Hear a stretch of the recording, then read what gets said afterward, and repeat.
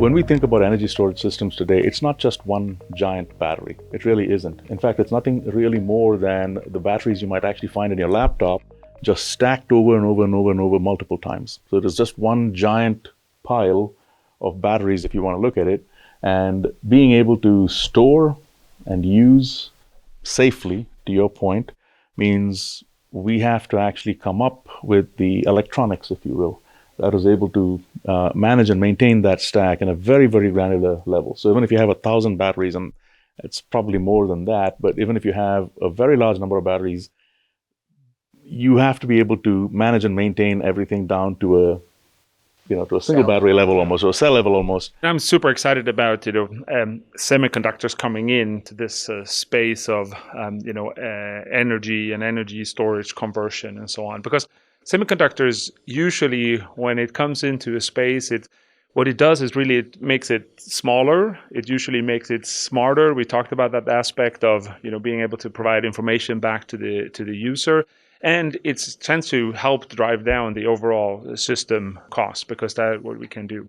And I think this system cost aspect is important when we talk about something like a large energy storage system. You talked about how it's built up of many different parts. And I think there's also the importance of being able to control all of those different aspects of it. So you want someone that has microcontroller solutions with those edge AI capabilities, so that maybe we can run an EIS algorithm on that and thereby improve the accuracy of the state of health and state of charge of the battery.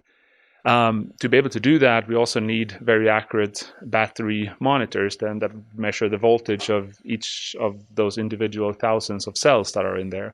We also then need to be able to synchronize that with current readings inside it. And at the same time, we also need to build an excitation source that then can create the current profile that we need for EIS.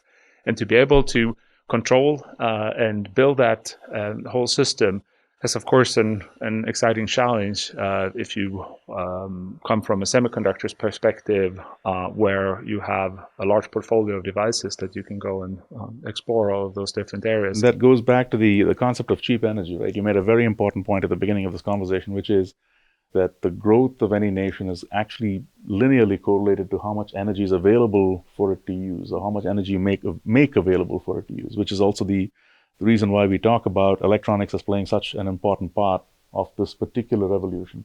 Simply because if the only way to make this energy scale, and be accessible for everybody to use for growth, is to use electronics in every facet of it, really. So the whole point is it becomes cheaper and more available for everybody to use, I believe, and you guys can correct me if I'm wrong, if we're able to find and make these distribution systems actually happen. It's a question of gaining it first, storing it, and then being able to transmit it wherever you need. And doing that in an automated manner. You can't have somebody at the switchboard controlling this thing, right? You have to have the information necessary on where it's available and where you send it.